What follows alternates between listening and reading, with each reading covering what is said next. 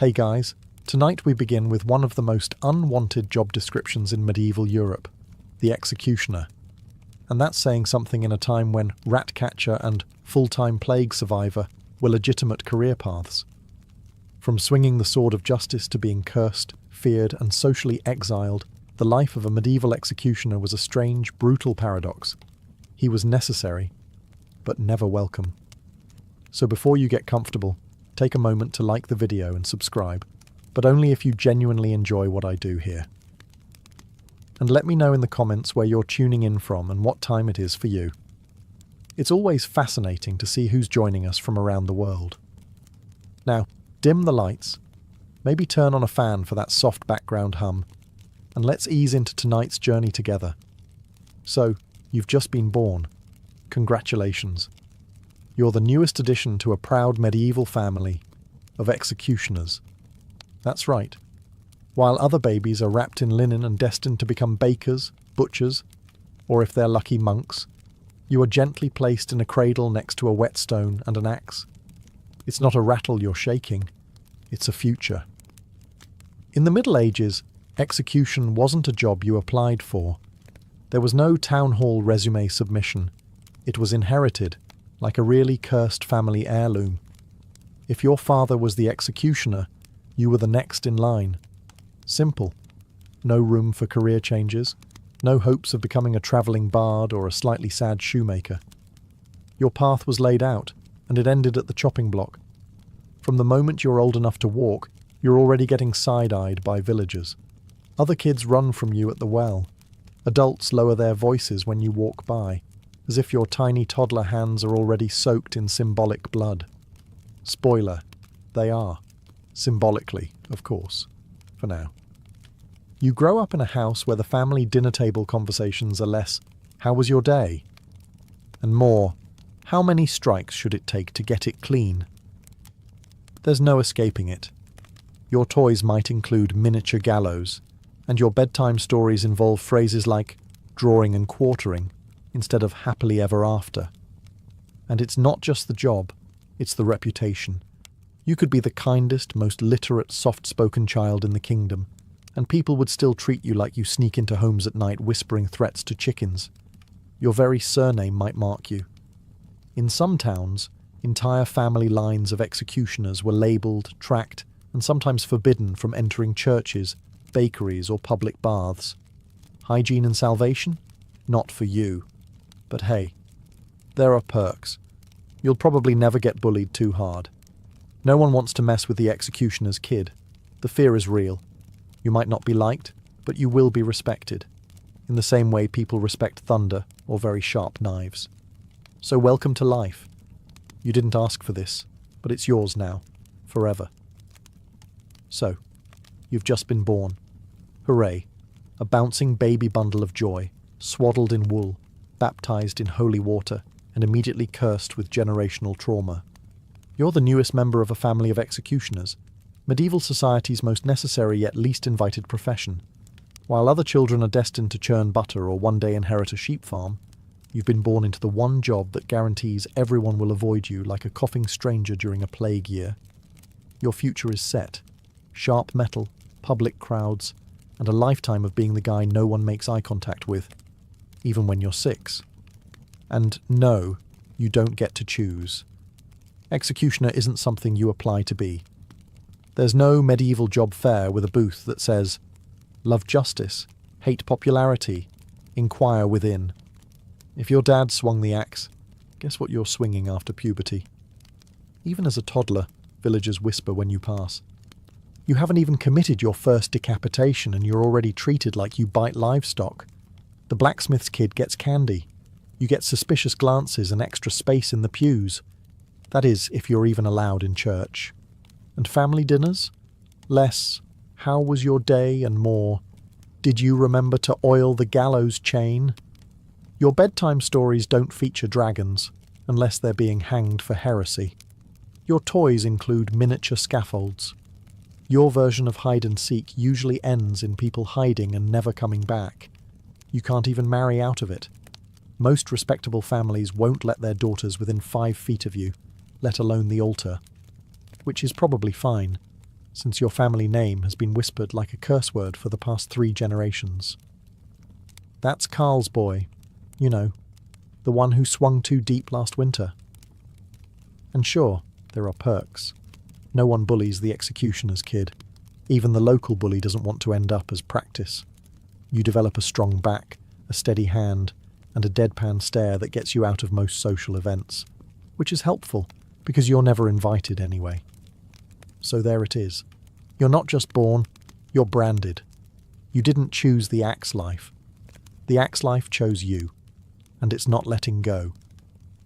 By the time you're old enough to grow a beard or swing a training axe, you've already accepted one core truth. The town needs you, but they'd prefer you stay out of sight, preferably behind a curtain, a hill, or a moral veil of plausible deniability. As a medieval executioner, you're society's walking contradiction. You do the work no one else dares to do.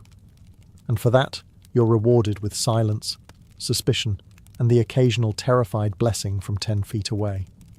People talk to you like you're a haunted well, useful in a crisis, but deeply unsettling the rest of the time.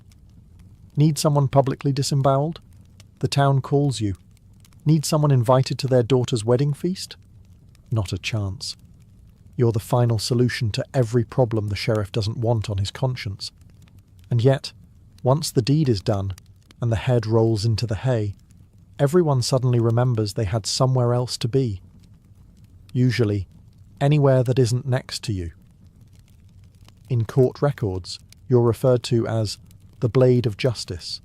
In tavern gossip, you're that creepy guy who probably talks to skulls. You could save a child from drowning and someone would still whisper, "Yes, but how many people has he chopped in half?"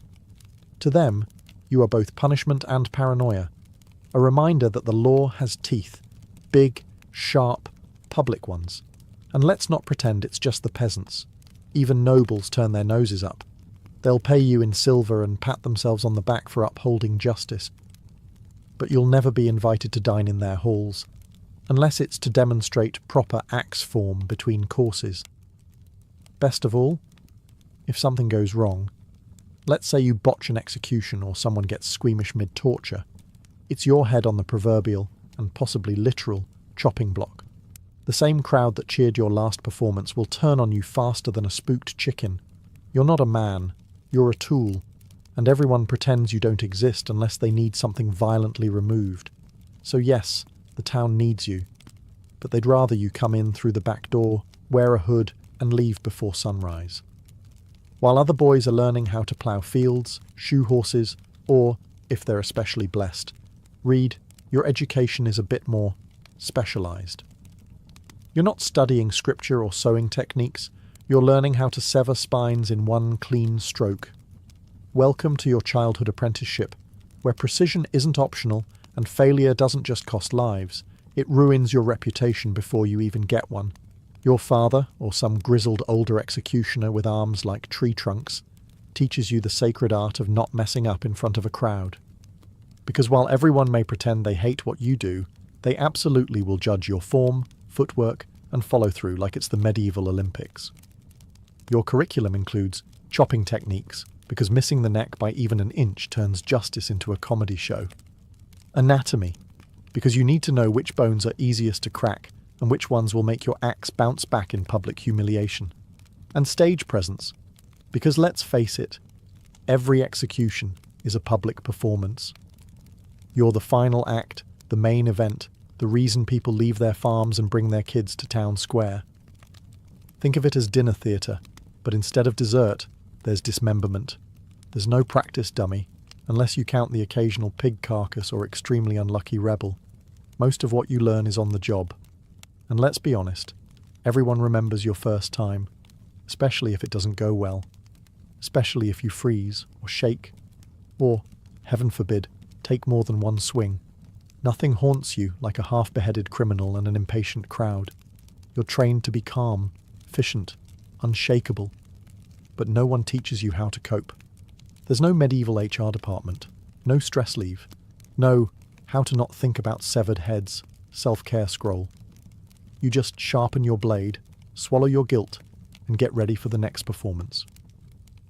And what do you get in return for your finely honed lethal expertise? Not admiration, not gratitude, just silence. Maybe a few extra coins. And the lingering stench of death on your clothes and soul. You're not just trained to kill. You're trained to carry the weight of it, quietly. Picture this. It's a sunny morning. The market square is bustling. Bakers are selling bread that smells vaguely edible. Blacksmiths are banging away with impressive confidence, and the butcher is enthusiastically waving a cleaver. Everyone is shouting prices, gossiping, living their little medieval lives. Then you show up. The crowd parts like you're carrying the plague in one hand and a severed head in the other. And to be fair, sometimes you are.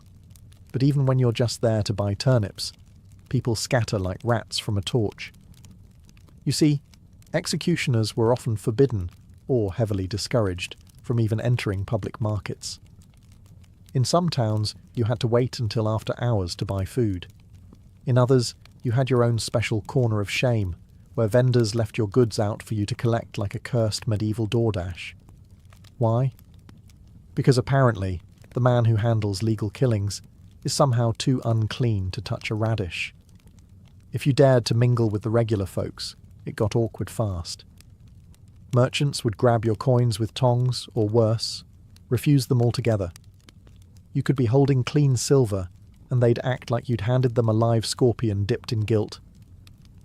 "Oh, no, not from you, good sir. We're, out of cabbage today." Children are yanked away. Crosses are made. One particularly dramatic fishwife spits every time you walk by. Not at you, just near enough to make her feelings perfectly clear. Touching goods was risky business. If you picked up a loaf of bread, no one else would want it. If you so much as grazed the apples, that entire crate might be dumped in a ditch out of sheer spiritual panic. One brush of your cursed executioner fingers, and it's farm to forbidden. Eventually, most executioners learned to send someone else to do their shopping, if they could. A relative, a bribed servant, anyone with a less unsettling aura. Someone whose hands didn't smell faintly of burning justice. And so you retreat again, back to your lonely dwelling, your private food supply, your increasingly antisocial lifestyle. Because even when you're off the clock, the town still remembers who you are, and they'd really prefer it if you didn't touch the cheese. Congratulations, you've got your own place. Unfortunately, it's not in town. Not even close. Your new address is beyond the northern gate, past the gallows, next to the wild boars. As a medieval executioner, you don't just get the cold shoulder, you get full-on banishment by zoning law. You're not allowed to live inside the city walls with the normal people. Instead, your residence is somewhere between a hermit's hut and a haunted outpost. You're less village member and more unpleasant forest NPC. There's a reason for this, of course. A combination of superstition, religion, and good old-fashioned hypocrisy. The same folks who hire you to swing an axe at 10 a.m. don't want to risk your allegedly cursed energy wafting through the neighbourhood by 6 p.m. Your house is usually located near the execution grounds, because that's convenient. Convenient for who exactly remains unclear. Not for you, certainly. You live in the shadow of your work, literally. Gallows creaking in the wind. Crows eyeing you like you're next. Sometimes corpses still hang in view of your breakfast table. Bon appetit. The place itself? It's yours, technically. A gift from the city, which is medieval for we dumped some lumber in a field and said good luck. Drafty, damp, and wonderfully secluded, your home might be the only one in Christendom with a doormat that says, "Abandon hope, ye who enter here." Not for visitors, but for your own self-esteem. No neighbours, no casual strolls, no visiting merchants or passing monks.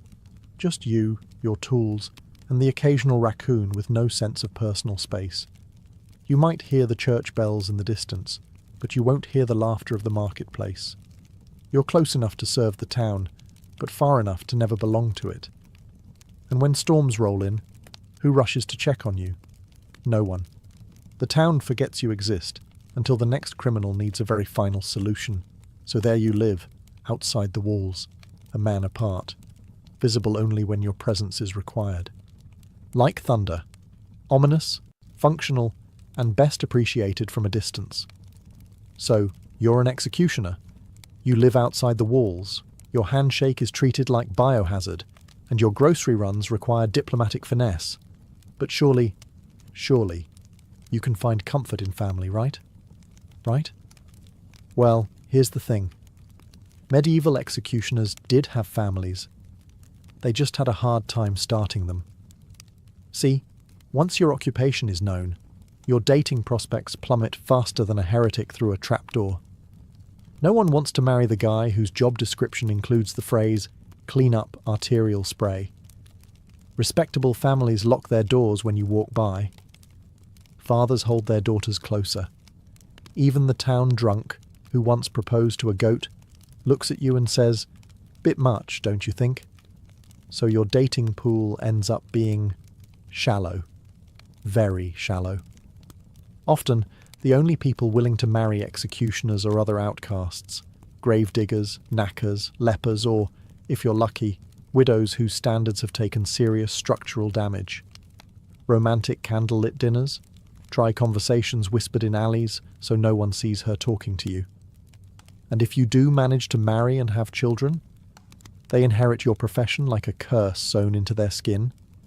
Sons are trained from youth to swing steel with surgical precision, and daughters? Well, they carry the name, which is usually enough to be socially exiled by age 6. It's not so much a family as it is a legally necessary support staff. Your family can't attend festivals, can't walk through town together, can't pretend to be normal for even a single Sunday. If they do go to church, they sit in the back, or they don't go at all, because even salvation has bouncers. And over time, that isolation takes a toll. You love your children, sure, but you also pass them a future that smells like blood and loneliness. The family tree doesn't grow, it repeats. Same job, same shame. Same invisible wall between you and the rest of humanity. There are no proud portraits, no family crests, just a long line of people who wore hoods not to hide their faces, but because the world never wanted to see them in the first place. So, you've executed your duties, literally, all week. You've lopped off heads, disemboweled a heretic or two, and maybe even cleaned your blade with holy water out of sheer anxiety. Surely it's time to confess your sins, right? Light a candle. Say a prayer. Start fresh. Well, not quite. In the eyes of the medieval church, you're somewhere between necessary evil and walking contradiction. Yes, you enforce divine justice. Yes, you serve the state and uphold law and order. But also, and this is important, you kill people for a living, which, inconveniently, is a sin. And so, despite doing God's dirty work, you are not exactly welcome in his house. Many executioners were outright denied confession. Some priests wouldn't listen. Others insisted you undergo ritual cleansing before stepping inside the church. Which is tricky, because no amount of soap washes away a reputation. And don't even think about receiving Holy Communion. That was reserved for clean souls. Yours is more of a permanent stain. It's a cruel irony. You kill with state approval, yet spiritually, you're treated like a man who strangles kittens for fun. Even lepers, who at least had a medical excuse, were often treated with more compassion. Weddings? Not in the church. Christenings? Maybe, if the priest is having a generous day and half the town isn't glaring at him. Funerals? Don't count on it. Some executioners weren't even buried in consecrated ground. They got the ditch outside the cemetery walls. Prime real estate for exiles, suicides, and people who forgot to tithe. So where does that leave you spiritually? Nowhere comforting. You spend your life surrounded by death, and yet you have no path to forgiveness. You can't unburden yourself. You can't cry to a friar or light a votive for your sins. Instead, you carry them, quietly, heavily. Sometimes you drink, sometimes you scream into the woods, sometimes you just sharpen your blade again. Even when you believe you're doing right, when the law is clear, the trial fair, you still go home unsure whether you're damned by man, by God, or both. Because even in a world where everyone sins, You're the one who made a profession out of it. There's nothing quite like the pressure of performing executions in front of a screaming crowd. It's part justice, part ritual, part public entertainment, and you're the main act. Forget about nerves. Forget about bad weather. The crowd doesn't care if your wrist hurts, if your stomach's empty, or if the axe is a little dull from last week's double hanging. They came to see a show. And you? You're holding the spotlight and the blade. The goal is simple. One clean swing. A fast, clean beheading is the gold standard. Anything less, and the murmurs begin. Miss by an inch? The crowd gasps. Take a second swing? They groan. A third? Now they're booing. Some are laughing. One kid just started crying. Someone throws an onion. And let's be honest, you feel it too.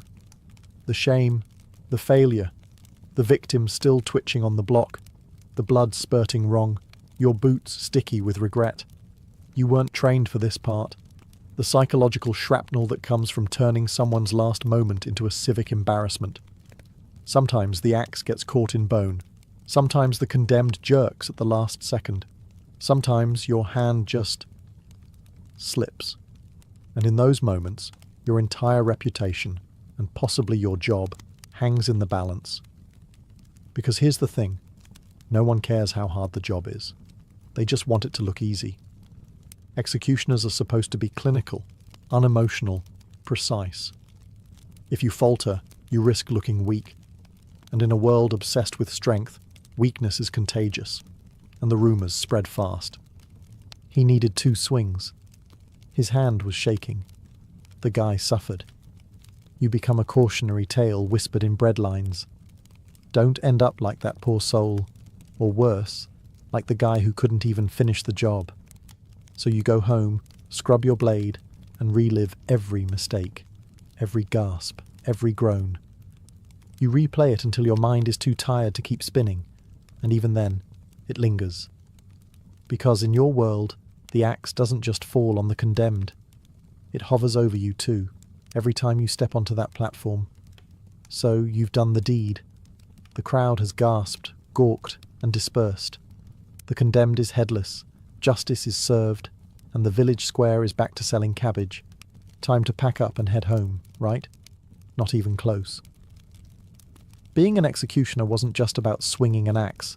That was the dramatic part, the flashy moment. The rest? Far messier, far quieter, and far more grotesquely underappreciated. Because someone has to deal with the body. And surprise? It's you. You might be asked to burn the body, bury it in unconsecrated ground, or stuff it into a shallow grave under the gallows. The medieval equivalent of a garbage chute. No funeral, no ceremony, just the faint hope that the local dogs don't dig it up. And you don't get gloves, or soap, or a break. You are, effectively, the sanitation department of death, the final cleaner of sin, the silent janitor of justice, and no one thanks you. In fact, the same people who cheered the execution now avoid you even harder because you smell like ash and entrails. There are also the side jobs. Torture? That's on you. Branding criminals? You again? Public shaming setups? You're the guy with the hammer and nails. Sometimes they'll even have you flog someone while reading scripture aloud, multitasking your way through a moral meltdown. Oh, and if a noble demands discretion, guess who's cleaning up the noble's mess with 0 witnesses and a very real understanding that if anyone talks, they're next? Executioner by title, yes. But by function? Your medieval society's all-purpose horror technician. When the crowds disappear, the priests go silent, and the court scribes head back to their parchment. You stay behind. You finish the job no one else can stomach. For all the fear, revulsion, and existential dread wrapped around your role, being an executioner does come with one undeniable perk. You get paid. In fact, you're often paid more than your average peasant. Sometimes much more. Executions, torture sessions, dismemberment duties, they all come with a tidy purse of silver. Add in bribes for extra discretion or making it quick, and you might even find yourself with the kind of money that makes bakers envious. But here's the catch. You can't spend it like a normal person. You walk into a tavern with a jingling pouch, and suddenly the room gets real quiet. The barkeep pours your ale, then wipes the counter like your presence is a stain. You tip him double. He still won't look you in the eye.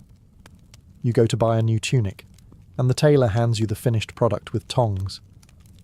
The coins you give him are real, but to him, they're cursed. Blood money, he mutters, as if the silver will bite him. And heaven forbid you try to give charity. One time you tried donating to the church. They took the donation, then used it to pay someone else to clean the holy relics, just in case. Sure, you can accumulate wealth. You might even build a small home with actual furniture, rare for your class. But the irony? The more you earn, the more isolated you become.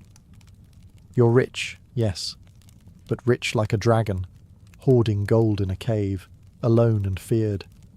People assume the money makes up for the stigma, that a heavy purse balances a heavy conscience. But gold doesn't silence nightmares. It doesn't scrub blood from your memory, or buy you back your humanity. It just sits there, cold, shiny, useless for the things that matter. You don't buy peace with money in the Middle Ages. You buy silence. You buy space. You buy the right to drink alone at a corner table without being told to leave. And deep down, you know the truth. Every coin you carry was bought with someone else's last breath. That's the currency of your life. And no amount of it ever buys forgiveness. In a town of maybe a few hundred people, everyone knows who you are. They know your name, your house, your footsteps, your job, and, most importantly, your shadow. They whisper it. That's him. They murmur it as you pass. Executioner. They pull their children close, as if you might accidentally decapitate someone mid-walk. And yet, despite this widespread recognition, no one really knows you. You could have a favourite song, a childhood memory, a surprisingly decent hand at wood carving, but that doesn't matter. Your entire identity is reduced to one role, the blade. People don't see you. They see what you do. You're a living job description. Even when you're off duty, just walking to buy onions, people cross the street like you're contagious. No one asks how you're doing. No one asks if the job weighs on you. Because they've already decided you don't feel anything. To them, you're not a man with doubts or regrets. You're the axe with legs. It's a strange duality. You are known by everyone, yet fully understood by no one. You're present in every courtroom sentence, every hushed bedtime story, every moral lesson whispered to misbehaving kids, but never really invited into the world you serve. When you walk into the tavern, voices quiet. When you leave, they rise again. You hear laughter, but never with you. Always after you've gone. There's no, "How was your day?" No, "You holding up all right?" No, "Do you ever wish it was different?" If you speak too much, you're unsettling. If you say nothing, you're cold. If you smile, that's the worst. It's creepy. The man who swings the sword shouldn't be smiling. Ever. And so, over time, you play the part. You become the figure they already believe you are, grim, silent, and carved from stone. You learn to stand still, to nod, to fade. Because while everyone in town knows your name, not a single one of them knows you. You're a myth with a pulse, a necessary ghost. Familiar in function, alien in everything else. After a long day of dismemberment, blood-stained boots, and polite public trauma, you finally return home, to your charming little hut outside the walls, surrounded by silence and a slight smell of iron. You take off your cloak. You lay down your axe. You sit at the edge of your straw mattress and try to be human again. But the nightmares are already waiting. You lie down and close your eyes. And there they are, the faces. Not heroic, not villainous, just people. Some screamed, some cried, some mumbled prayers with trembling lips. Some looked you straight in the eye as if to say, "You know this is wrong." And the worst ones? The ones who said nothing at all. The calm ones. The resigned ones. the ones who accepted their fate faster than you ever could. You relive every swing. You feel every bone crunch. You hear the gasps of the crowd, their disgust, their delight. You see the bodies falling in slow motion, like tragic marionettes with their strings cut. There's no escape. Not in sleep, not in silence, not in drink. Believe me, you've tried. You start to flinch at everyday sounds. The clatter of firewood, the snap of rope, the creak of wooden stairs. All reminders, all echoes. And you never forget the ones you botched, the blade that hesitated, the cut that went crooked, the moan of someone who was supposed to die faster. You carry that.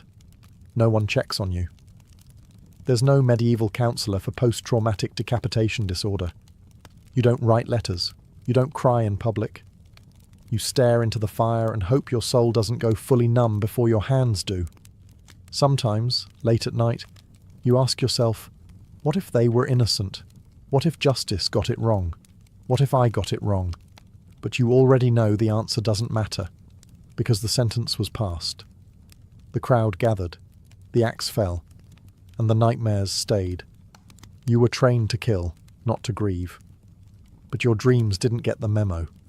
So you wake up with clenched fists, aching temples, and blood that won't wash away, because it's not on your hands anymore. It's in your head. The thing no one tells you when you become an executioner is this: you don't retire. There's no farewell feast, no pension, no golden axe mounted on a plaque. You just start shaking one day, or missing, or dreaming too loudly, and the town begins to whisper, not with sympathy, with concern, not for you, for efficiency. Because to them, you're not a man. You're a mechanism, a moving part in the justice machine. As long as the blade is sharp and the swing is steady, they nod from a distance and pretend you don't exist. But the moment you falter, the instant your hands tremble on the block, or you take a second too long with the rope, the machine creaks and they all notice. Suddenly you're a problem, a liability, not because your soul is unravelling, but because you're disrupting the spectacle. The crowd didn't come to see guilt. They came to see competence. So the town begins its quiet transition. Maybe a younger man, your apprentice, your son, your distant cousin, starts handling smaller jobs. A flogging here, a branding there, then a hanging. No one tells you you've been replaced. You simply start getting fewer summonses. The coin slows. The stares change from fear to faint pity, the most dangerous kind of pity, because it means they've stopped needing you. And when you're finally forgotten, it's not by accident. It's design. You fade into your cottage outside the walls, your tools rusting beside you. Your hands, once strong and precise, now tremble when you lift a spoon. Your knees ache from a lifetime of kneeling at the block, and no one comes to visit. Your name becomes an uncomfortable footnote in village memory. Remember old what's-his-name? The one with the axe? Oh yeah, didn't he go mad? And when you finally die, probably alone, the church still isn't sure whether to bury you inside the gate or just leave you under a tree somewhere. Because in the end, you were never part of the town. You were a service. And services, when worn out, are quietly discarded. At first the job made sense. The condemned were thieves, murderers, heretics. You were the arm of the law, the edge of justice. You didn't question. You executed, efficiently, publicly, without hesitation. But as the years dragged on, and the block grew slick with repetition, something began to itch beneath the surface of your certainty. It starts small. A man sentenced for stealing a loaf of bread. He had 5 children. No defence. Just hunger. Then a woman, accused of witchcraft because she muttered prayers in the wrong language.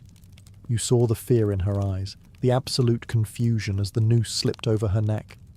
And then the nobles, the ones who ordered deaths not because of guilt, but because of politics, land, jealousy, or the need to make someone disappear.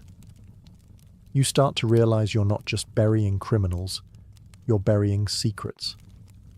The executioner's block becomes a filter, one that sifts out the inconvenient, the poor, the powerless. And you're the final stamp, the one who makes it irreversible. You want to believe in law, in structure, in right and wrong. But the voices that once declared guilt so confidently now ring hollow. You've heard the crowd cheer as a man screamed. You've seen magistrates exchange glances like merchants haggling over a soul. And you were always told, it is not your place to judge, you only carry out the sentence. But what happens when the sentence is wrong? There's no room to ask, no confessional booth, no forum. You sit alone at night, sharpening your blade, wondering how many lives were ended because someone needed a message sent. And you can't say anything, not just because it's dangerous, but because who would listen? You're the executioner. No one believes the man who wears the hood.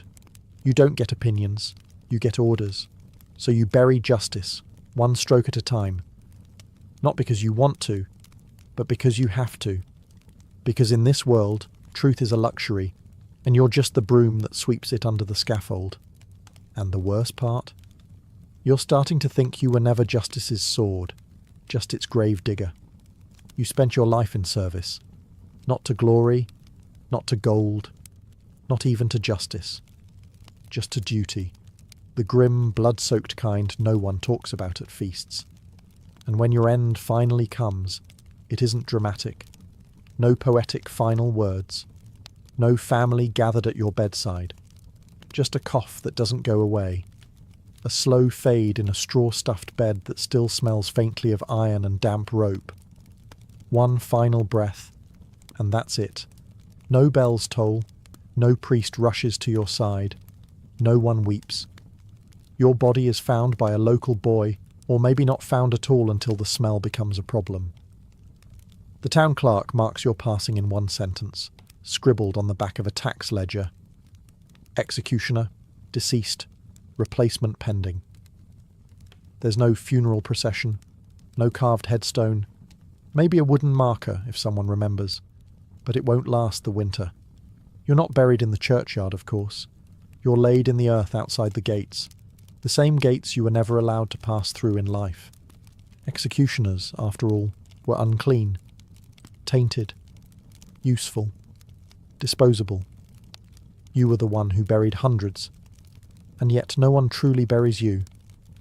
The town moves on quickly. There's always another blade, another son, another poor soul who inherits the job like a curse wrapped in tradition. In the years to come, people might speak of you in fragments. The one who beheaded that baron, remember? The one who drank alone and never looked anyone in the eye. Or worse, what was his name again?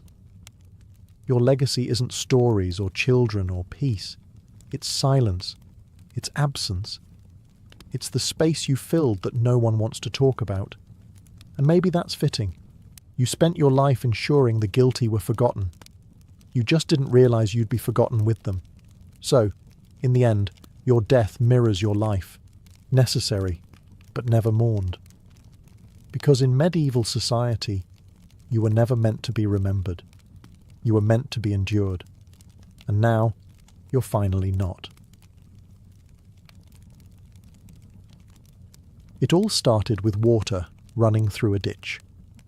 On January 24th, 1848, a man named James W. Marshall, working on the American River near Coloma, California, looked down and saw something strange glinting in the sun. At first he didn't believe it. It was just a tiny yellow flake. Could have been fool's gold. But no. It passed the scratch test. It was real. Gold. Actual gold. He ran to tell his boss, John Sutter, who was less than thrilled. Sutter wasn't thinking about riches. He was thinking about land. He was building an agricultural empire, and he knew what a gold discovery meant. Chaos. Stampedes of strangers, squatter claims, and the end of his carefully laid dreams. So the two men tried to keep it quiet. Spoiler. They failed miserably. Within weeks, the rumours spread like wildfire, literally faster than the mail system. Locals were showing up with pans and pickaxes. People abandoned jobs mid-shift. Sailors jumped ship in San Francisco and vanished into the hills. Newspapers didn't even bother fact-checking. Gold found in California was printed like gospel. And then all hell broke loose. That summer, President Polk confirmed the discovery in a speech to Congress. That was it. The genie was out of the bottle.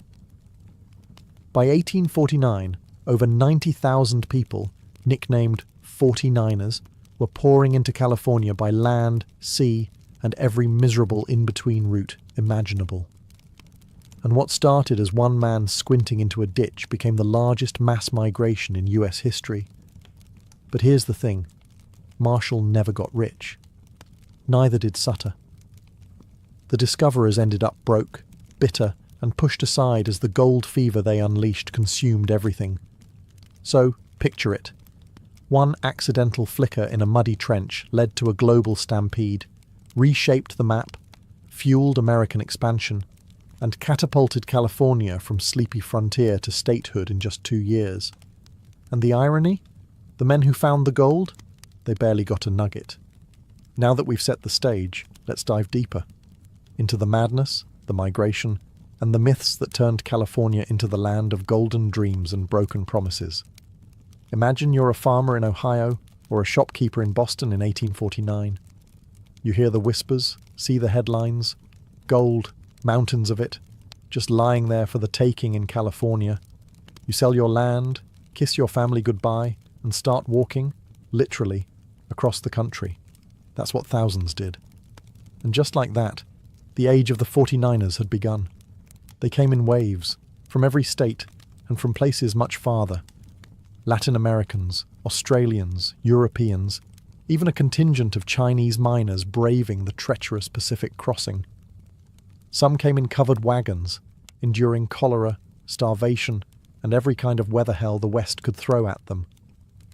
Others boarded creaky ships, took a detour through Panama, and hoped they wouldn't catch yellow fever before boarding another ship north to San Francisco. And oh, San Francisco, a once sleepy port town with maybe 1,000 residents before the rush. By the end of 1849, over 25,000 people had flooded in. It was a surreal transformation. Canvas tents popped up faster than buildings. Whole ships were abandoned and turned into warehouses, prisons and hotels.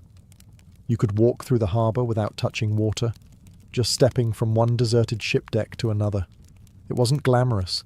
Picture mountains of mud, makeshift saloons, overpriced pickaxes, and a real estate market that made Manhattan look like a bargain bin. A single egg might cost you threes. A decent pair of boots? Good luck. Maybe $100. Inflation ran wild, and scams were more common than gold nuggets. But that didn't matter. The dream was enough. Gold fever had its grip. Some struck it rich in a single afternoon. Others dug for years and died penniless. The rivers of the Sierra Nevada became clogged with miners, each swinging a pan, hoping their next scoop would change everything. This migration changed more than just California. It altered the entire American psyche. Suddenly, hard work wasn't just noble, it might make you wealthy. Manifest Destiny got a shot of adrenaline. California, barely a blip on the map a year before, was now the promised land. Of course, when thousands of desperate men pile into the same few valleys with shovels, things get tense. So, you've made it. You've walked across deserts, survived dysentery, and maybe even dodged a few bandits. You've reached gold country. Congratulations. Now the real misery begins. Mining wasn't a glorious treasure hunt. It was back-breaking, soul-crushing labour. Forget chests full of gold coins. This was hours spent knee-deep in freezing rivers, swirling pans of gravel, praying to find a glimmer. Most didn't. For every lucky strike, there were 1,000 empty pans and 10,000 aching backs. In the early days, it was all about placer mining, scooping gravel from riverbeds and letting water do the work. But as the easy gold vanished, things escalated. Miners turned to rockers, sluices, and eventually hydraulic mining, a violent process that blasted entire hillsides apart with water cannons. It tore through the land and poisoned rivers. but it got results. The camps were chaos. Imagine a rowdy collection of tents, makeshift cabins and saloons, all stitched together by desperation and mud. Bathing was optional. Food was scarce. Whiskey was not. Violence simmered under the surface. Arguments over claims turned deadly fast, especially when no one trusted the courts and everyone had a shovel. And then there was the disease. With thousands crammed into unsanitary camps, cholera and dysentery were just part of daily life. If you didn't die from contaminated water, you might die from a poorly cooked squirrel or an infection from a minor cut. There were no real doctors, just a few medicine men with more moonshine than medical knowledge. To top it all off, the prices were absurd. A shovel that cost $2 in New York could run you $30 in the mines. Eggs were luxury items. Laundry? Hope you enjoy wearing dirt. And if you struck it rich, good luck keeping it. Theft was rampant. One moment you had a pouch of gold dust, the next morning it was gone, and so was your bunkmate. But somehow, the myth endured. People kept coming. The hope, the gamble, the raw possibility of it all was enough. Where gold went, people followed. And where people went, chaos wasn't far behind. The gold rush didn't just create mining camps, it birthed entire towns overnight. Places like Placerville, Marysville, and Deadwood, yes, that Deadwood, exploded in population faster than anyone could control. They were called boom towns, and the name fit. They boomed into existence and often collapsed just as fast. These were places without laws, without real government, and often without a moral compass. Judges were rare, sheriffs were rarer. And the gold? It made men desperate. If you didn't stake a good claim, someone might steal it. If you did stake a good claim, someone might still try to steal it, or just shoot you and take it. Enter the vigilantes. In towns where the law hadn't arrived, or had been paid off, citizens often took justice into their own hands. Vigilante groups formed, sometimes with noble intent, other times with pure greed. Trials could be quick, sentences quicker. If someone was caught stealing gold or cheating at cards, they might be hanged from the nearest tree without so much as a trial. It wasn't justice, it was convenience. The saloons were the nerve centres of these towns. Gambling, drinking, brawling, and the occasional accidental gunshot were all part of the soundtrack. And if you were looking for company, the soiled doves, women who'd followed the rush westward, ran the bordellos, charging premiums for their companionship and surviving in a world heavily tilted against them. Still, not everyone was lawless. Many tried to build real communities. Churches sprang up, schools opened, and newspapers began circulating. San Francisco even formed a committee of vigilance to root out corruption, and ended up becoming more powerful than the actual government. One strange detail: gold wasn't always used for buying things. It was too easy to shave off. Instead, people traded in gold dust, literally measured by tiny brass scales on the bar counter. A pinch might get you a meal, a full pouch, a night you might not remember. But boom towns weren't built to last. Once the gold dried up, so did the population. Many towns were abandoned, becoming ghost towns almost overnight. While prospectors chased dreams of wealth, others paid a price that was far higher than gold. The California gold rush wasn't just a story of fortune, it was also one of displacement, violence, and racial injustice. And the first to suffer were the Native American tribes. California's indigenous peoples had lived in the region for thousands of years, but once the rush began, they were driven from their lands with brutal speed. Forests were cut down, rivers poisoned by mercury and sediment, and hunting grounds overtaken by miners and boomtowns. Some tribes were forced into servitude under the guise of apprenticeships. Others were outright massacred. State-sanctioned militia campaigns were even funded to remove native populations. It was nothing short of a disaster. In just 2 decades, California's native population plummeted by nearly 90%. And then came the waves of immigrants, especially the Chinese. By the early 1850s, tens of thousands of Chinese labourers had arrived in California. Most intended to work, earn money, and send it home to their families. But what they got instead was suspicion, racism, and harsh taxes. In 1850, California passed a foreign miners' tax, targeting the Chinese specifically. They were banned from owning land, from testifying against white men in court, and from mining without paying extortion-level fees. Yet despite these barriers, many Chinese miners endured. They formed tight-knit communities, reworked abandoned claims, and even built the backbone of future infrastructure, laying tracks for the Transcontinental Railroad just a few years later. Mexican and Latin American miners were also pushed out, often violently. Despite having legitimate claims and gold mining experience, they were hounded out of towns, labelled greasers, and stripped of their rights. And African Americans? Both free and enslaved individuals came west seeking opportunity. Some did find it, establishing businesses, farms, and even newspapers. But the racial lines were always shifting, and the promise of freedom came with no guarantees. Slavery wasn't legal in California, but loopholes were exploited by Southern slaveholders who brought enslaved people with them under other names. The gold rush transformed America, but it also revealed its deepest contradictions. It was a land of opportunity, yes, but only for some. Gold didn't just glitter, it greased the gears of a transforming nation. The California gold rush injected a seismic jolt into the US economy. By 1852, gold exports from California totaled over $80 million. That's billions in today's dollars.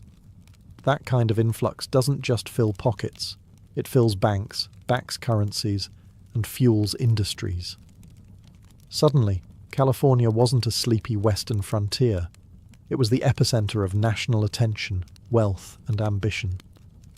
But there was one big problem. California wasn't a state. It wasn't even organized territory in the traditional sense. It had been acquired in 1848 after the Mexican-American War, but governance was a mess. The sudden flood of settlers made it clear something had to be done, and fast. So in 1850, just 2 years after the first gold nugget was found, California became the 31st state. That's warp speed for US expansion, and unlike many other Western territories, it bypassed the awkward adolescent years as a territory. Straight to statehood, no waiting in line. But there was a catch. California was admitted as a free state, banning slavery. This sent the already fragile balance between free and slave states into a tailspin. The South was furious, the North was energized, and the political tension pushed the nation one step closer to civil war. Meanwhile, back in California, the wealth kept flowing, and not just from gold. Entrepreneurs realized that the miners were the real gold mine. A German immigrant named Levi Strauss began selling tough canvas pants that miners couldn't tear through, and invented blue jeans. Leland Stanford sold supplies to miners before going on to help build the Transcontinental Railroad and found Stanford University. That railroad, by the way, became the artery connecting California's gold to eastern markets. Before the railroads, it took months to reach California by land or sea. With trains, a matter of days. The gold rush didn't just spark economic growth. It sparked infrastructure, commerce, and a boom in Western migration. And while California grew richer and more connected, the US realized something else. Whoever controlled the West might just control the future. If the gold rush turned men into legends, it also turned landscapes into battlegrounds. The earliest mining efforts were relatively low impact, pans, shovels, maybe a rocker box along a riverbank. But as the surface gold ran out, miners turned to more aggressive methods. That's when things got ugly. By the mid-1850s, hydraulic mining arrived. Picture this. Massive nozzles called monitors shot water with enough pressure to blast entire hillsides apart. Entire mountains were turned to mud slurry in the hunt for tiny flakes of gold. It was fast, efficient, and utterly devastating. Trees were flattened, Hills disappeared, rivers ran brown for miles, sediment from hydraulic mining clogged riverbeds and flooded farmlands. The once fertile Central Valley began drowning under tons of mining debris. The Sacramento and San Joaquin rivers overflowed, not just from rainfall, but from the unnatural buildup of displaced earth. Crops died, towns flooded, fish populations collapsed. It wasn't mining, it was slow-motion environmental warfare. Miners also used mercury to help separate gold from sediment. It worked, but the mercury didn't disappear. It seeped into soil, flowed downstream, and poisoned ecosystems. To this day, mercury from the gold rush era is still found in California's waterways, nearly 2 centuries later. Eventually, the destruction became impossible to ignore. In the 1880s, a group of Central Valley farmers sued a hydraulic mining company in a case that became a national landmark. Woodruff vs. North Bloomfield Gravel Mining Company. The farmers won, and in 1884, hydraulic mining was effectively banned, the first major environmental ruling in US history. But the damage had been done. The California landscape had been reshaped, sometimes beyond recognition. Forests turned to barren mudflats. Hills hollowed out and never recovered. Rivers were rerouted. Ecosystems upended. And yet, the gold rush also sparked the beginning of America's environmental conscience. As people saw the toll, voices began to rise, calling for balance, for responsibility, for protection of the land. These were the seeds that, decades later, would grow into national parks and conservation movements. The gold rush built dreams, yes, but it also left scars. By the late 1850s, the richest gold veins had been tapped. Boomtowns began to empty, and the pickaxes were traded in for ploughs, pens, and printing presses. But the gold rush wasn't fading, it was transforming. What started as a chaotic scramble became a cultural myth. The California gold rush etched itself into the American imagination as a story of adventure, freedom, and reinvention. Newspapers spun tales of lucky strikes and overnight millionaires, while dime novels turned grubby prospectors into rugged heroes of the West. Of course, reality was messier, but myths rarely need facts. The prospector became an American icon. Weathered hat, long beard, gold pan in hand. Never mind that most real miners were broken, broke, or buried in shallow graves. The image stuck. California became synonymous with opportunity. The American dream suddenly had a location. Even phrases we still use today were born in this gold-soaked era. Striking it rich, panning for gold, and yes, even the mother lode. They all echo the lingo of 1850s mining camps. And let's not forget the iconic Levi's jeans, born from the rugged needs of miners and eventually adopted by the world. Cities like San Francisco leaned into the legend. What had once been a lawless port now rebranded itself as a gateway to success. Tourism pamphlets spoke of gold country, and old mining towns began staging festivals, reenactments, and parades, celebrating a time that had nearly broken them. The gold rush also deeply influenced American cinema.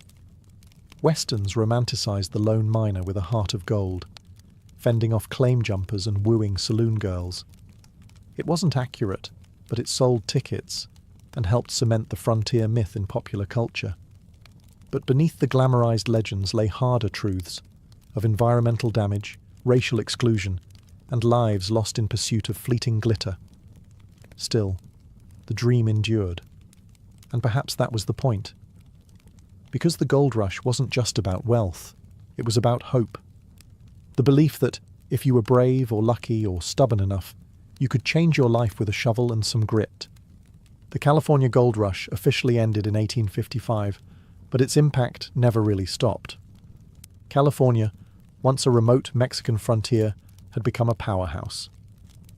Within just a few years, it had gained statehood, reshaped America's economy, and attracted people from every continent. But more than that, it had become a symbol of reinvention, of ambition, of what might still be buried just beneath the surface. The population surge didn't just bring gold hunters, it brought builders, teachers, merchants, and dreamers. Former miners started farms, businesses, newspapers. The infrastructure built for gold was repurposed for growth. Roads turned into trade routes, camps into cities, and shacks into homes.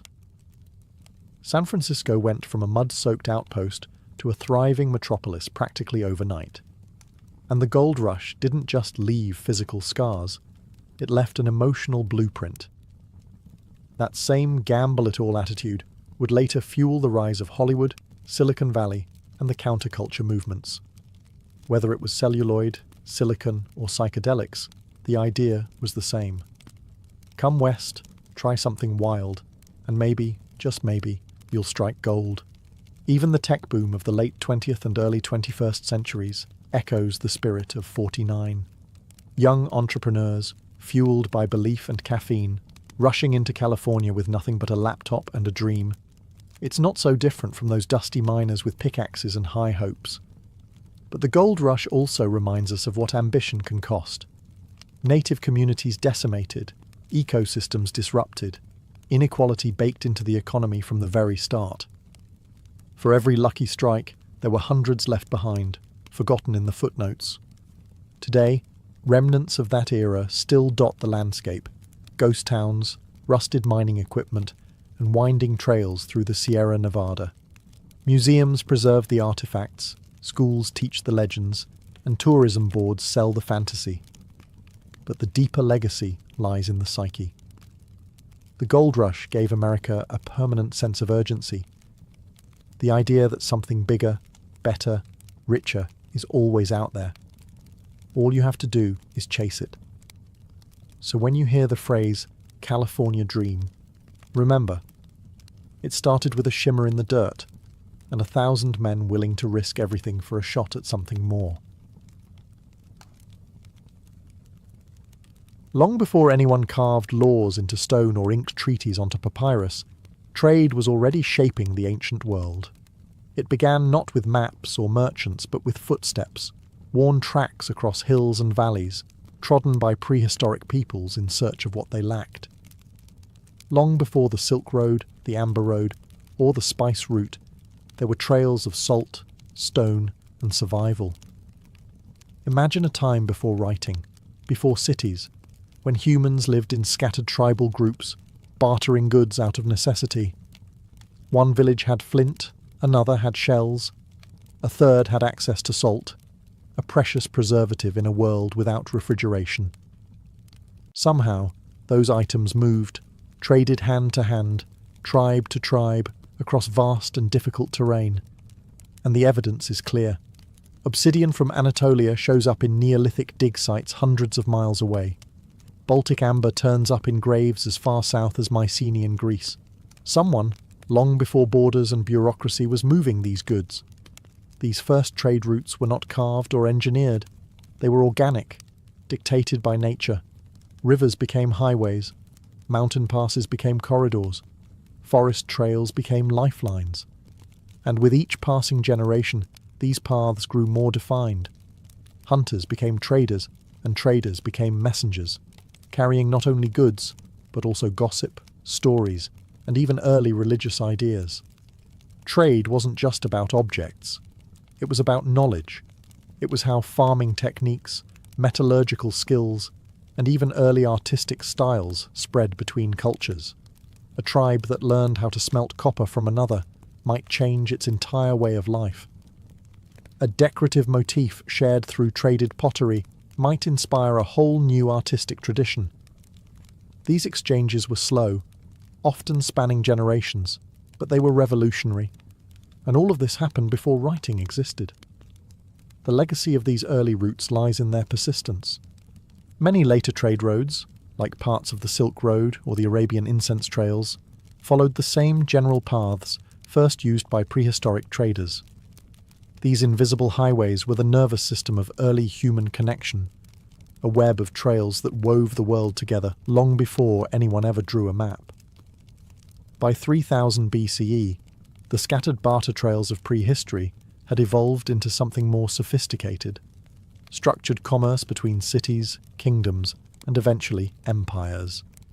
Nowhere was this transformation more dramatic than in Mesopotamia, the land between the Tigris and Euphrates. Often called the cradle of civilization, it was also the cradle of ancient commerce. The Sumerians, and later the Akkadians and Babylonians, weren't just farmers and builders. They were traders, and they knew the value of keeping records. Around this time, they developed cuneiform, one of the earliest known writing systems. At first it was used to track goods: how much grain was traded, how many goats exchanged, what quantity of beer was delivered to the temple storehouse. In other words, writing was born out of the need to manage trade. These Mesopotamian cities didn't have everything they needed, so trade became essential.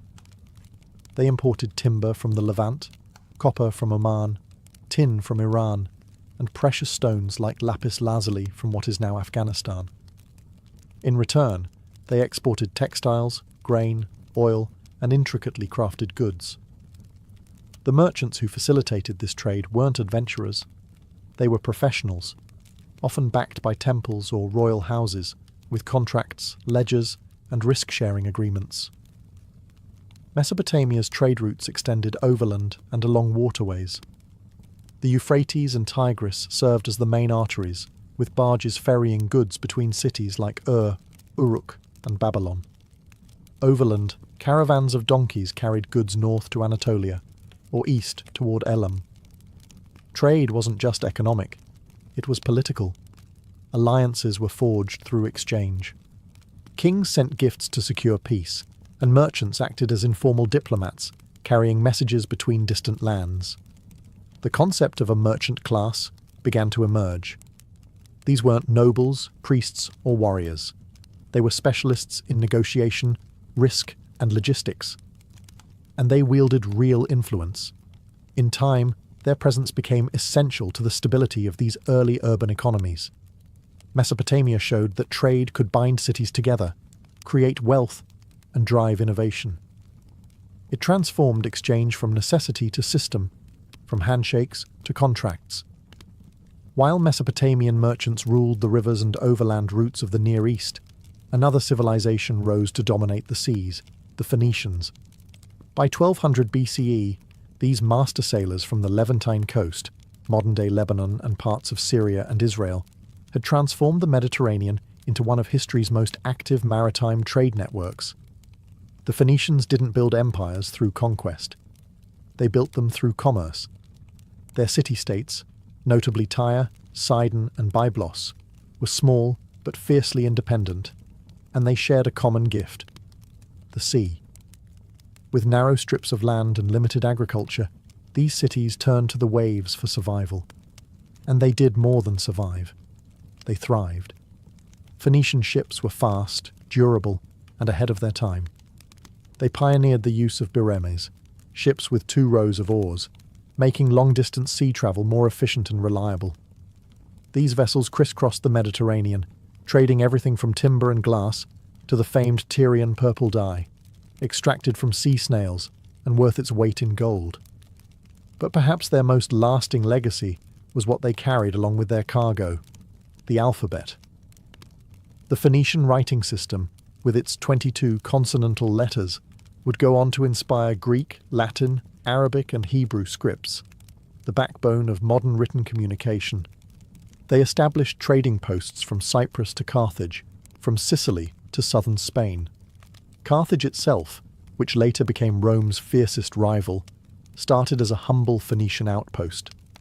These coastal colonies created a commercial network that rivaled any terrestrial empire. And Phoenician trade wasn't just about moving goods, it was about cultural diffusion.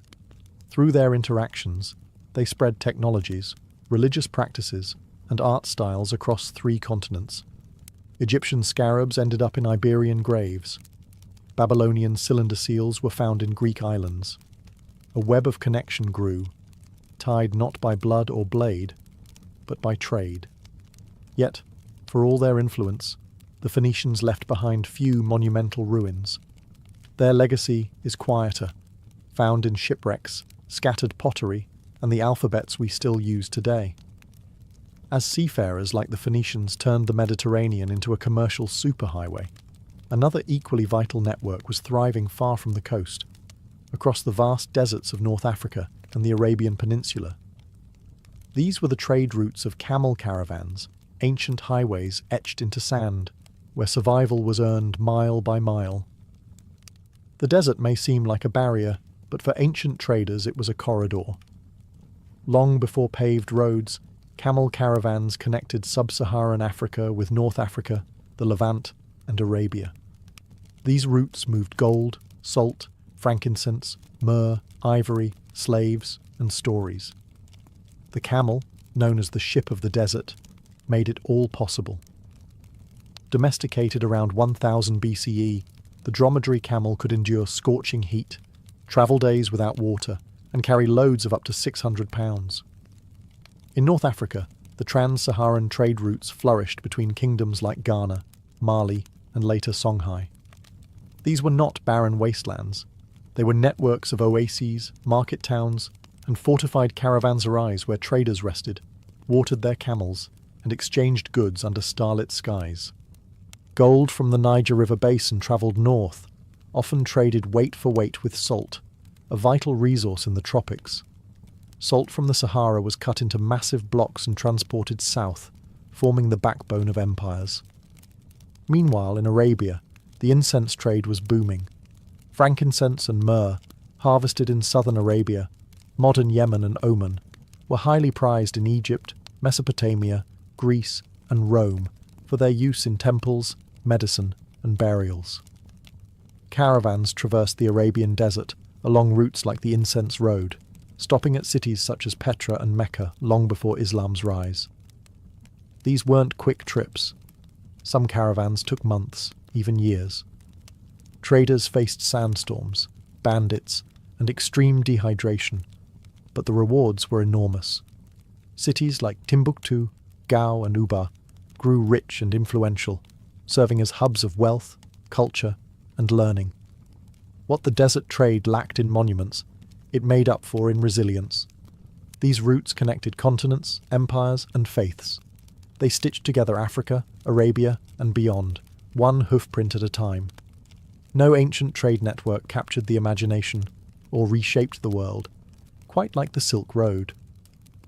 Spanning over 4,000 miles from China to the Mediterranean, it wasn't a single road, but a tangled web of caravan trails, mountain passes, and river crossings that wove together the destinies of entire civilizations. It began in earnest during the Han Dynasty, around the 2nd century BCE, when the Chinese Emperor Wudi sent envoy Zhang Qian westward in search of allies. What he found instead was opportunity, the discovery that distant peoples were eager for China's most luxurious export: silk. Lightweight, durable, and practically glowing, silk became a sensation across Central Asia, Persia, and eventually Rome, where senators paid fortunes to wear it, and then nervously declared it decadent and dangerous. But silk was just the beginning. East met West in the form of goods, ideas, and even diseases. From China came porcelain, tea, and paper. From India, spices, gemstones, and Buddhism. Persia offered carpets, glassware, and horses. Rome and later Byzantium exported wine, olive oil, and fine metalwork. Every link in the chain brought something new and received something unexpected. The road itself was brutal. Traders crossed scorching deserts like the Taklamakan and climbed icy peaks in the Pamirs. Bandits lurked at every pass, and merchants rarely made the full journey. Instead, goods changed hands dozens of times, passed along like whispers through markets and caravanserais. Cultural exchange flourished alongside commerce. Monks, missionaries, and musicians travelled these paths, spreading philosophies and fables. The Silk Road didn't just carry merchandise, it transported mathematics, astronomy, medicine, and art. The spread of Buddhism from India into China and beyond is one of the Silk Road's most profound legacies. Cities like Samarkand, Kashgar, and Dunhuang became cosmopolitan centres, where languages mixed, and temples stood side by side. Entire empires rose and fell around, controlling key stretches of the route, from the Parthians to the Sogdians to the Mongols. And then came the Black Death, likely carried along these same routes in the 14th century, reminding the world that trade also moves what we can't see. While the Silk Road carried caravans across mountains and deserts, the Indian Ocean offered a liquid superhighway, one that was faster, cheaper, and in many ways even more influential. By 1000 BCE, the Indian Ocean trade network was already humming with activity, connecting East Africa, Arabia, India, Southeast Asia, and eventually China in a vast web of commerce and culture. Unlike the chaotic unpredictability of land routes, the Indian Ocean had a rhythm: the monsoons. These seasonal winds were predictable, one direction in summer, the opposite in winter. Skilled sailors learned to ride these wind cycles, allowing for planned round trips across vast distances. Thanks to the monsoon system, a merchant ship could sail from East Africa to India, load up with goods, and return months later with time to spare. What did they carry? Everything. From India, black pepper, cotton textiles, ivory carvings, and later sugar and indigo. From Arabia, frankincense, myrrh, horses, and dates. East Africa offered gold, slaves, and exotic animal products. Southeast Asia traded in spices, nutmeg, cloves, and cinnamon that were so valuable they could be worth more than gold per ounce. This wasn't just about raw materials, it was about ideas. Islam spread rapidly along these maritime routes, not by conquest, but by commerce. Muslim merchants established communities in Indian ports, on the Swahili coast, and as far east as Indonesia. Local rulers often converted for economic advantage, embedding religion into trade. Ports like Calicut, Zanzibar, and Malacca became multi-ethnic melting pots. You could hear Arabic, Tamil, Swahili, and Chinese spoken in a single market. These weren't backwaters. They were global hubs, centuries before globalization became a buzzword. Ship technology also advanced rapidly. The dhow, with its triangular sail, became the vessel of choice, agile and fast. Chinese junks, massive ships with multiple decks and watertight compartments, later joined the mix, especially under the voyages of Admiral Zheng He in the 15th century. What made the Indian Ocean trade special wasn't just its scale, but its collaboration. Unlike the territorial empires on land, the sea trade relied more on mutual benefit than brute force, at least until later European intervention. As trade routes matured, powerful empires began to realize something crucial. Controlling the road meant controlling the wealth. From the Persian Royal Road to Rome's stone highways to the mountainous trails of the Inca Empire, these overland routes became tools not just of commerce, but of dominance, diplomacy, and statecraft. Let's start with the Achaemenid Persians. By the 5th century BCE, their royal road stretched over 1,600 miles from Susa to Sardis. It was the logistical backbone of their empire, allowing messengers, soldiers, and merchants to move rapidly across 3 continents. Stations were placed every few miles with fresh horses and guards. A royal courier could cover the entire road in just over a week, unheard of for the time. And along with messages, merchants flowed too, paying tolls that filled imperial coffers. Next came Rome, whose obsession with roads was legendary. All roads lead to Rome wasn't just a saying, it was policy. Roman roads were feats of engineering, laid with stone, cambered for drainage, and marked by milestones. The Via Appia, begun in 312 BCE, connected Rome to southern Italy and became the prototype for a network that eventually spanned over 250,000 miles. These roads allowed for fast troop deployment, tax collection, and yes, trade. Goods from the provinces flowed into the heart of the empire: Egyptian grain, Spanish silver, Syrian glass, and African ivory. Far across the ocean, another road empire flourished: the Incas. Without wheels or horses, they built one of the most astonishing road systems in the world. The Chapak Ñan, or Inca Road, spanned over 24,000 miles through the Andes. It linked the empire's mountainous spine from Colombia to Chile.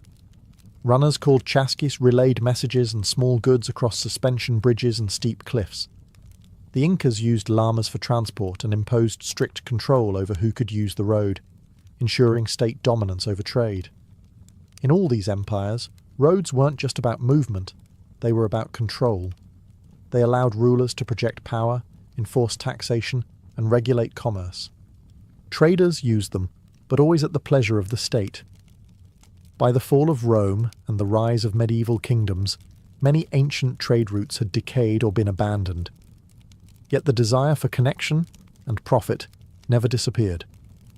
In fact, the medieval period saw old routes revived and new ones forged by a surprising cast of characters: religious pilgrims, crusaders, merchant guilds, and ambitious city-states.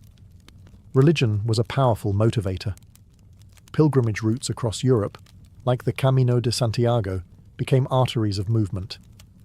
Pilgrims weren't just carrying faith, they carried money, supplies, stories, and even new ideas.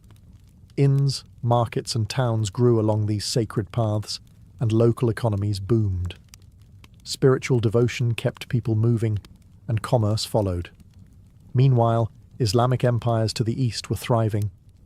The Abbasid Caliphate transformed cities like Baghdad and Damascus into glittering trade centers. Muslim merchants expanded trade into sub-Saharan Africa, Central Asia, and even China, linking the Islamic world to the revived Silk Road. Arabic became the lingua franca of trade across 3 continents. In northern Europe, the Hanseatic League emerged, a powerful alliance of merchant cities like Lübeck, Hamburg, and Bruges. They controlled the flow of goods across the Baltic and North Seas, trading salt, furs, grain, and timber. With their own navy and legal systems, they weren't just traders, they were an economic superpower. Italian city-states like Venice and Genoa took trade to the next level. Positioned perfectly between East and West, they became middlemen for luxury goods arriving from Asia via the eastern Mediterranean. Spices, silks, and precious stones flowed through their ports, enriching powerful merchant families like the Medicis. Then came the Crusades. While they failed to reclaim the Holy Land, they succeeded in reopening and expanding east-west connections. European crusaders returned not just with scars, but with silks, spices, and new appetites. The result? A booming demand for Eastern goods, and renewed interest in the overland and maritime trade routes that could deliver them. Guilds emerged to protect local economies and standardize trade. Markets became fairs, fairs became towns, towns became cities. Trade wasn't just reviving, it was institutionalizing. By the late 15th century, the world was on the verge of a dramatic transformation. The age of ancient trade routes was giving way to a new era, one driven by sails, cannons, and global ambition. But the foundation for this seismic shift had been laid over millennia, on the backs of camels, ox carts, and merchant ships guided by the stars. The explosion of maritime exploration, led by Portugal and Spain, was not the beginning of global trade, but its acceleration. Vasco da Gama's sea route to India in 1498 bypassed the land-based Silk Road entirely, undercutting Middle Eastern middlemen and redrawing the economic map. Suddenly, spices, silks, and porcelain flowed straight from Asia to Europe, faster, cheaper, and on a scale never before seen. Colonial empires soon followed. The Portuguese set up trading posts from Mozambique to Malacca. The Spanish sailed west and discovered the Americas, where gold and silver were extracted in vast quantities and shipped across oceans. The Dutch and English weren't far behind, founding East India companies that acted like governments, with armies, navies, and monopolies on entire trade networks.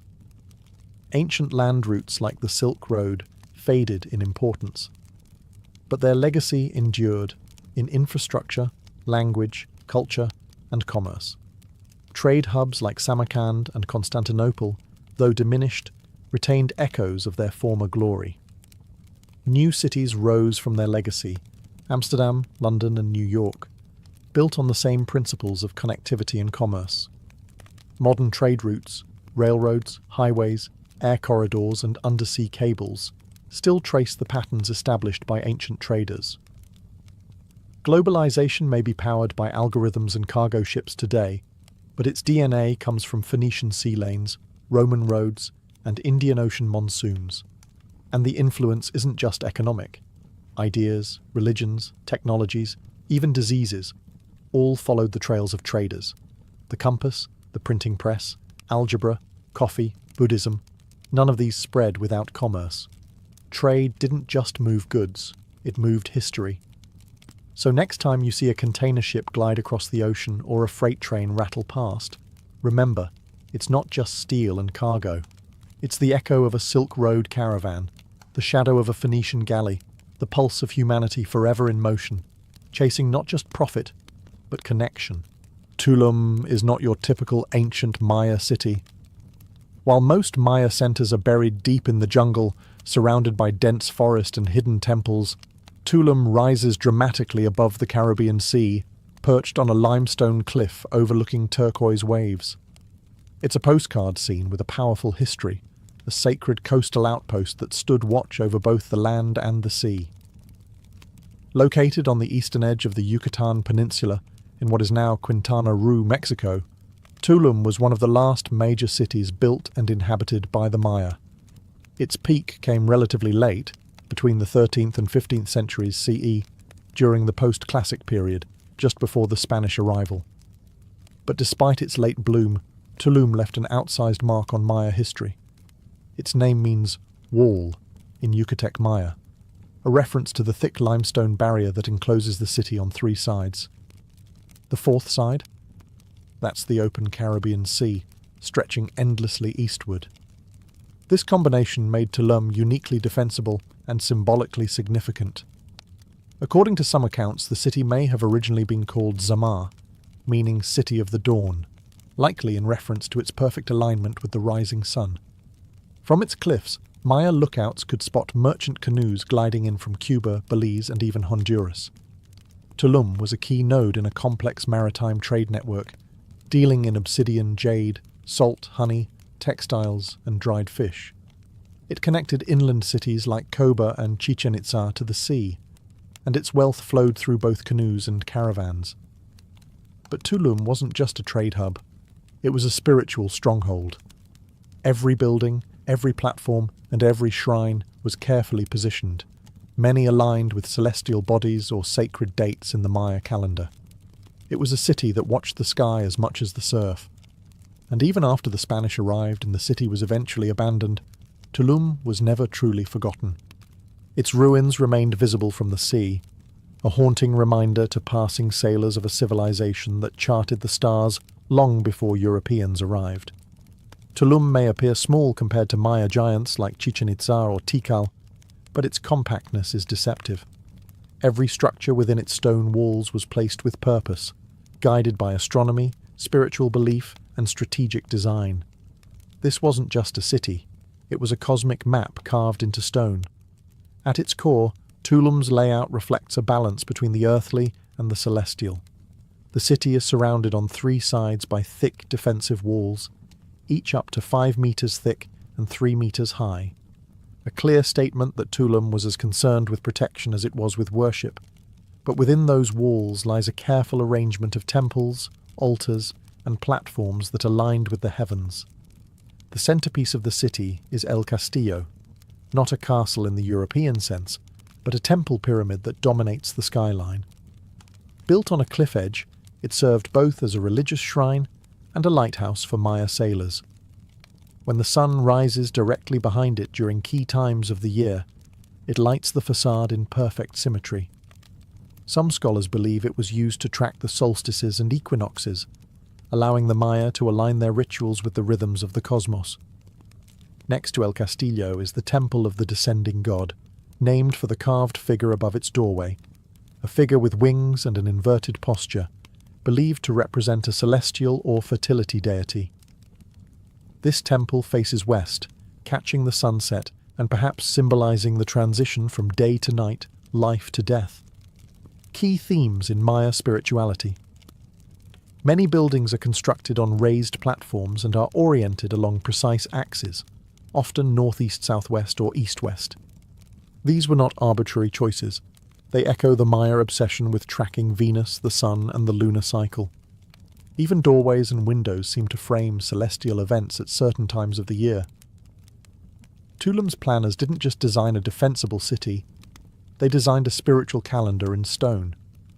It was a place where architecture, astronomy, and mythology merged into daily life.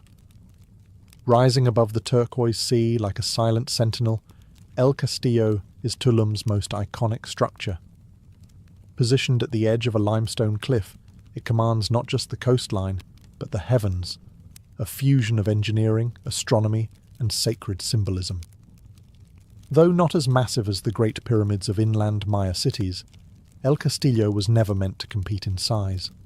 It was meant to signal. Built in stages, El Castillo likely served multiple roles: temple, shrine, watchtower, and possibly even lighthouse. During the day, its high elevation and stark stone facade made it visible from far out at sea. For Maya sailors navigating the Caribbean in large dugout canoes, El Castillo marked both a physical and spiritual harbour, a beacon of protection under the watch of the gods. But it wasn't just a daytime guide. At night, fires may have been lit within the temple atop the structure. Paired with small windows and aligned with seaward gaps in the reef, the glow could be used to help mariners safely reach Tulum's shore through narrow breaks in the coral. This would make El Castillo one of the earliest examples of a lighthouse-like structure in the Americas.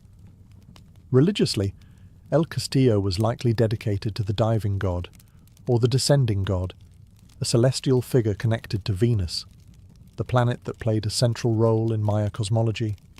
The Maya believed Venus influenced warfare, agriculture, and the calendar. Structures like El Castillo were used to track its appearances in the sky. During specific dates in the solar and Venusian calendars, the sun would rise or set directly in line with the temple, bathing it in radiant light, a moment of cosmic synchronization. The temple itself is modest in size but elevated for maximum visibility. Its stairways and niches suggest rituals were held atop, where priests performed ceremonies visible from the plaza and coastline below. Unlike massive ceremonial complexes inland, El Castillo wasn't about grandeur. It was about function, guiding ships, channeling solar energy, and connecting the sea with the sky. Tucked near the centre of Tulum's ceremonial core is one of its most fascinating and spiritually charged buildings, the Temple of the Frescoes. Unlike the imposing height of El Castillo, this structure draws the eye not through scale, but through detail. It's a multi-level temple complex, rich with symbolism, iconography, and some of the finest surviving Maya murals on the Yucatan coast. The temple served a dual purpose, as a shrine and as an observatory. The upper level likely functioned as a ritual space for priests, while the lower chamber housed painted murals and stone carvings that brought the Maya cosmos to life. Though weather and time have eroded many of the original pigments, enough detail remains to offer a stunning glimpse into Maya spiritual thought. Inside, the frescoes depict a pantheon of gods, deities, and supernatural creatures. Most prominent among them is the descending god, often shown upside down, a rare and intriguing figure in Maya art. This god, associated with Venus, fertility, and possibly bees, appears in multiple places throughout Tulum, reinforcing his importance to the city's identity. The murals also show scenes of creation, underworld journeys, and cosmic battles. Sky bands, earth monsters, and celestial symbols swirl together in a painted narrative that reflected the Maya view of a multi-layered universe. For the Maya, the world was divided into three parts: the heavens above, the earthly realm, and the watery underworld below, all of which appear in these frescoes in striking visual form. On the exterior, the temple is adorned with stucco masks and niches. Some of these likely held offerings or small idols. Columns support the portico, giving the structure an almost Greco-Maya appearance, a rare architectural feature in this region. Astronomically, the Temple of the Frescoes is thought to have been aligned with key solar events. Windows and sightlines may have marked solstices or equinoxes, helping priests maintain the sacred calendar. It was both a house of worship and a timekeeping device, as functional as it was beautiful. Among Tulum's sacred structures, none is more enigmatic than the Temple of the Descending God. Modest in scale but rich in symbolism, this temple is dedicated to one of the most mysterious deities in the Maya pantheon. A figure depicted upside down, wings or headdress flared, descending from the heavens. His image appears throughout Tulum, suggesting a guardian presence, a celestial overseer of the city perched between sea and sky. Located just to the west of El Castillo, the temple stands atop a small platform. It features a single-room sanctuary with a narrow stairway and a prominent niche above the doorway. And there, in the niche, is the defining element. A stucco relief of the descending god, head first, knees bent, arms outstretched, as though mid-flight or mid-fall.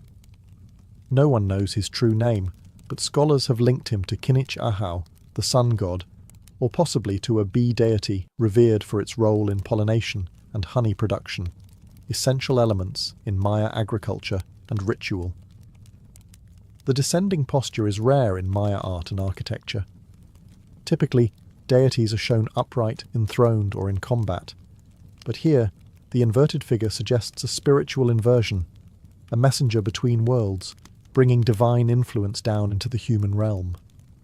Some interpretations connect him to Venus, the morning star, a powerful celestial body in Maya astronomy, associated with cycles of war, rebirth, and sacrifice. The temple itself is aligned to capture the light of the setting sun, creating a dramatic visual spectacle during certain times of the year. This alignment may have signaled ritual dates or seasonal transitions. For Tulum's priests, such moments weren't just beautiful, they were divine appointments. Inside, the temple would have held offerings, incense burners, and possibly the ashes or bones of elite individuals.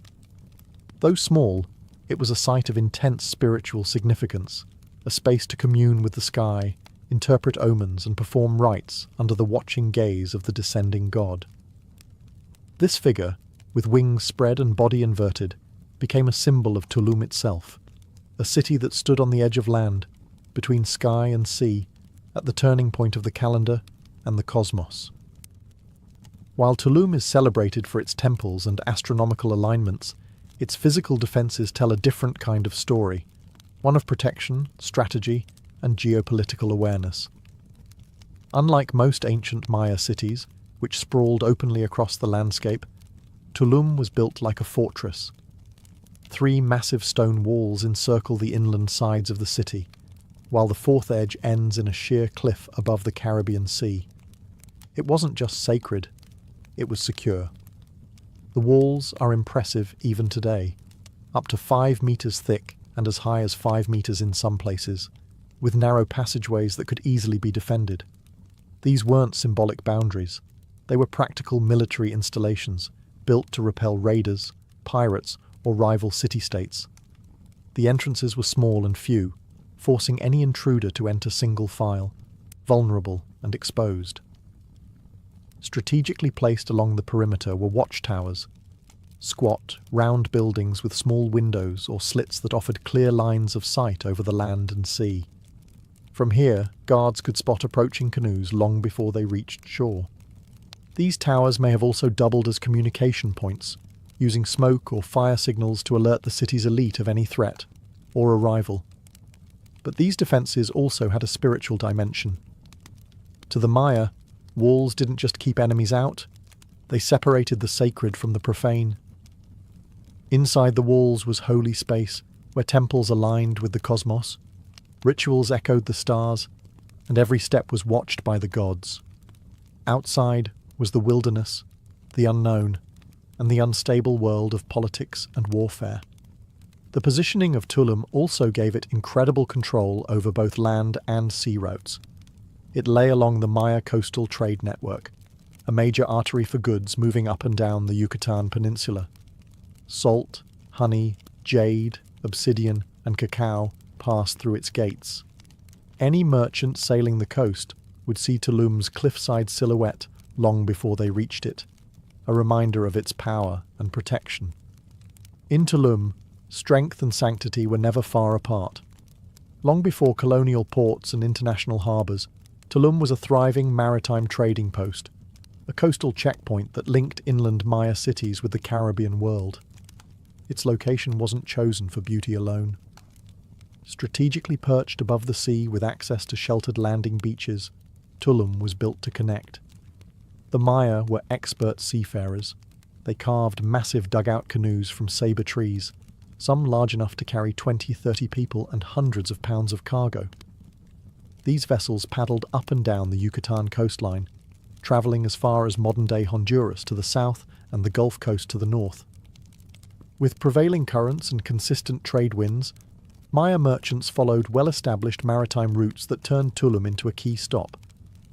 Goods flowed in from every direction. From the inland highlands came obsidian, jade, and cacao, valuable items used in ritual and elite exchange. From coastal regions, merchants brought salt, dried fish, cotton textiles, honey, feathers, and shells. Tulum didn't produce all of these items itself. Instead, it served as a distribution point where goods could be stored, taxed, and redirected along the network. What made Tulum unique was its combination of sea access and defensive structure. Unlike open coastal towns, Tulum had walls. This meant not just protection from raiders, but also control over who came in and out. Goods were monitored, elites collected tribute, and priests likely blessed the transactions, reinforcing the idea that trade and ritual were closely intertwined in Maya society. Foreign merchants may have passed through as well. Some ceramic styles and imported objects suggest contact with other Mesoamerican peoples, including those from central Mexico and the Gulf Coast. Tulum was not isolated. It was plugged into a regional system that pulsed with economic, cultural, and spiritual energy. Canoes likely pulled into small landing beaches just below the cliffs, where goods were offloaded and carried up into the city. From there, they could be exchanged, stored, or carried inland by human porters to major cities like Koba. Tulum was a crossroads, not just of geography, but of identity. For centuries, Tulum thrived as a sacred stronghold and bustling trade port. But like all great cities, its dominance eventually faded. By the time the Spanish arrived in the early 16th century, Tulum was still standing, but already in decline. Its walls remained intact, its temples still visible from the sea, but its golden age was clearly behind it. So what happened? Tulum's decline was likely gradual, not catastrophic. There's no evidence of war or violent destruction, no signs of mass fire or invasion. Instead, it seems the city slowly lost its strategic importance. As trade networks shifted and larger inland centers like Chichen Itza and Mayapan rose and fell, Tulum's influence began to wane. The economic arteries that once flowed through its gates may have rerouted elsewhere. There's also the broader context of Maya civilization. By the late post-classic period, many Maya cities were already experiencing political fragmentation, shifting alliances, and declining populations. Environmental stresses, including droughts and soil exhaustion, likely contributed to the instability across the Yucatan. These factors would have rippled out to Tulum, even if it was more coastal and less dependent on agriculture. Then came the Spanish. In 1518, Spanish explorer Juan de Grijalva sailed past Tulum. His crew noted the city's tall stone buildings and imposing walls. They were struck by its scale and structure. A few years later, during Hernán Cortés' expedition to Honduras, the Spanish again passed by Tulum, remarking on its beauty and the towering temple that stood like a sentinel over the sea. But they did not stop to conquer it. Not right away. By the end of the 16th century, however, Tulum was abandoned. Whether through disease, disruption of trade, or the cultural upheaval brought by colonization and Christianity, its people gradually left. What remained were empty temples, wind-worn walls, and the echo of rituals once performed beneath the stars. Yet Tulum never fully disappeared. Unlike many jungle-wrapped Maya ruins, it stood exposed, visible from the water, a ghost city on the cliff. Sailors passed it for centuries, its silhouette a marker of a world that had slipped into memory. Long after its last incense burned and its final traders departed, Tulum stood silent above the sea, not lost, but waiting. Unlike jungle cities like Palenque or Calakmul, Tulum was never completely buried. Its cliffside perch kept it visible to sailors and locals alike. But it wasn't until the 19th century that it re-entered the world's historical imagination. In 1842, two explorers, John Lloyd Stephens and Frederick Catherwood, arrived in Tulum during their now famous expedition through the Maya world. Stephens, an American diplomat, and Catherwood, a British artist, were among the first Europeans to document the ruins in detail. Catherwood's illustrations of El Castillo and the Temple of the Descending God mesmerized European readers, and Tulum quickly gained fame as one of the most photogenic and accessible Maya sites. Archaeological work increased in the 20th century. The Mexican government began preservation efforts, stabilizing structures and clearing vegetation. Unlike deeper jungle ruins, Tulum was relatively easy to access and soon became a popular destination, not just for historians, but for tourists, photographers, and spiritual seekers. Today, Tulum is one of the most visited archaeological sites in Mexico. Thousands walk through its stone gates each day, past temples that once aligned with the stars and walls that once defended sacred ground. Visitors stand where Maya priests once charted Venus in the sky, and where sailors once saw the city emerge like a vision from the waves. Yet the real magic of Tulum lies in what it continues to reveal. New studies are using LiDAR scanning and satellite mapping to uncover more about the site's original layout and its connections to inland cities like Cobar. Scholars are still debating the true identity of the descending god, the precise function of El Castillo, and the exact reasons for the city's fall. But beyond the questions, Tulum remains a symbol of Maya resilience, architectural genius, and cosmic curiosity. It reminds us that ancient people weren't isolated in the past. They navigated oceans, tracked stars, built observatories, and structured cities around cycles larger than themselves. Tulum isn't just ruins on a cliff. It's a living testament to a civilization that saw the universe as something to align with, not conquer. And that vision still echoes every time the rising sun spills across the stone.